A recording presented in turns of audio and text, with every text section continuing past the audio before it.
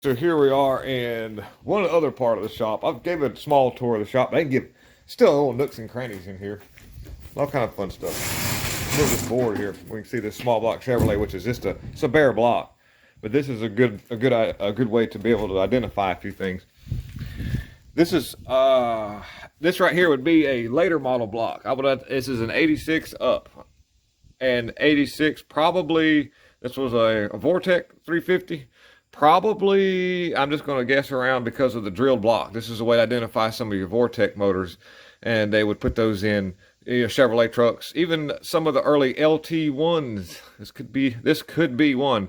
But what you want to look for is these pre-drilled holes where this would actually hold a big metal thing. I'm just going to be real basic so we don't get over people's heads.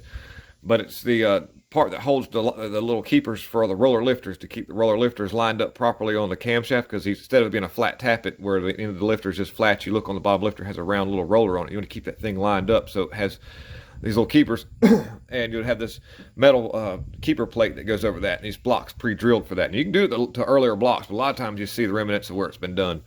We've got 5.7 SGILG, and then so this would have to be probably a 90s block with the roller lifters Vortec. Now, another key thing that these things have.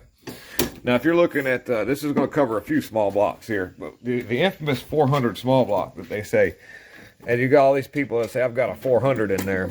I don't know if I can get this thing up enough. Here we go.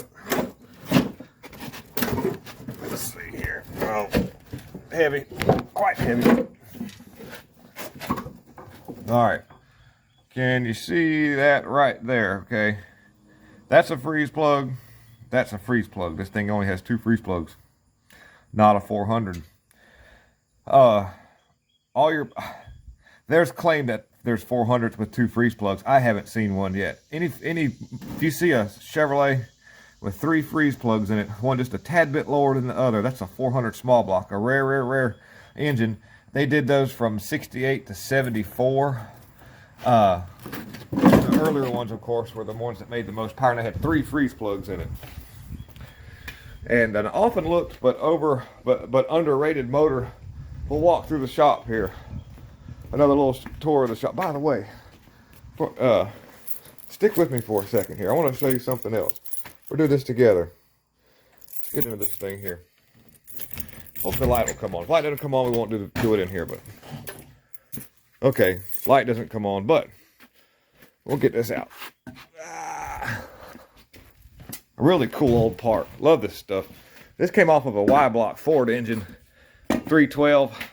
It's a small little 4-barrel, and you've got Venturis back here, 2 of them, and you've got 2 Venturis up here. And it's got a real small base plate. Now, it's a Holly.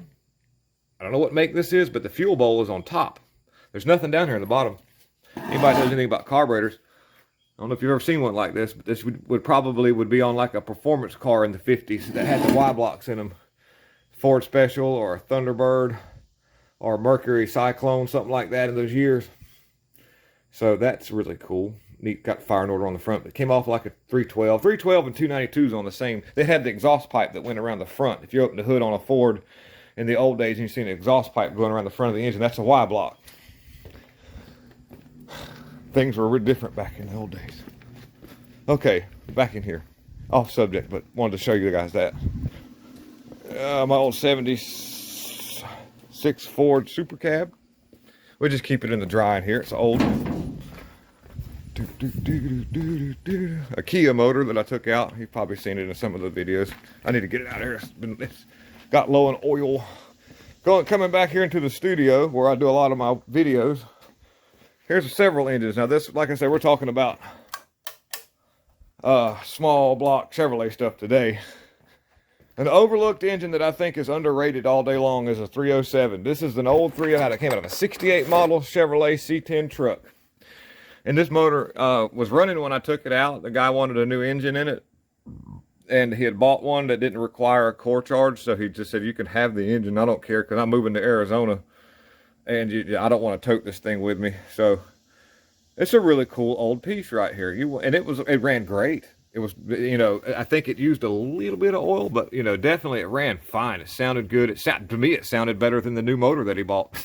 But whatever. Super cool dude, and he's, bless his heart. But this is a 307, and what's special about these 307 Chevrolets is they came with factory flat top pistons, and they came all the way up the top of the bore. So they're not a large displacement, but with a lot of potential when you use when you swap out some cylinder heads. The cylinder heads have combustion chambers in them that determine the compression ratio. As I get better at this, we'll pull more stuff out, but you'd have this open area right here, which is the combustion chamber, and you could take 305 Chevrolet heads that would have this right here closed off, because in the 80s they came with dished out pistons, so they would use the pistons for part of the combustion chamber, almost like an early diesel. Well, the diesels actually had a spot in the piston to start the flame so it didn't beat the piston to death. That's why you'd see them little weird looking hole notches in the piston. That's what that does. Anyways, that's a whole other video too. So when you put those little closed off chambered heads, which those are not, but I said a 305 little closed off chambered heads, you get a really neat compression boost from, like, this would have been a factory maybe 8.5 or 9 motor right here. With those cylinder heads, you would see a compression ratio close to 11. And then you could put a nice little bumpy cam in it, and it would actually be okay. And I mean, you're not going to be a super powerhouse because of small displacement. I would call it the Chevrolet. This would be comparable to a 302 with a big cam and intake and all that. You'd have a medium amount of torque. With a big cam, you kind of lose torque a little bit. Racing cams are typical for killing a little bit of your bottom end torque because the overlap in the valves. That's why I use a stall converter so the engine can spool up. This is a good example right here. I have weight on my side. It's lightweight stall converter, so you never even notice the loss in torque with the small displacement engine. But what happens is with a big huge racing cam, or a cam that's geared for top end or more mid range, you'll have that the lope goes away. You have a scavenging effect because both valves being opened up, and then you have this, when the exhaust is exiting out, it actually draws air as both valves are opened up at bottom dead center to really charge that cylinder. And we could talk about cams. We're going to do lives soon when I can get to 1,000 subscribers on this channel, and people can ask me questions. I know a lot. I built a lot of engines in my day, and I know a lot about cams and engine setups and combinations that work on some of your old small blocks and the new ones too with dual cams. I built some 4.6s. We've had a lot of fun. But yeah, the 307 was an overlooked engine, I think. I think a lot of potential for somebody who wants to build a cheap little car that thumps off a little bit. Not going to race it, but you want a little sound and you want it to run really well. That's a really good engine, but they're kind of rare now. People just threw them away. So, yeah, there's a 318 Magnum engine with an Offenhauser 4-barrel intake that we found off of a KMJ and put that on there. That's good. Those Magnum engines that's a Dodge, by the way. These Dodge Magnum engines you found in the Dakotas and the pickups and all this stuff, they were factory forged pistons. Spray them all day long, which you can spray. You can nitrous regular cast pistons if you just keep the fuel right and the timing like it's supposed to be. A lot of people don't get that right, and you can burn up a forged piston almost as fast as you can a regular one under lean conditions and poor timing.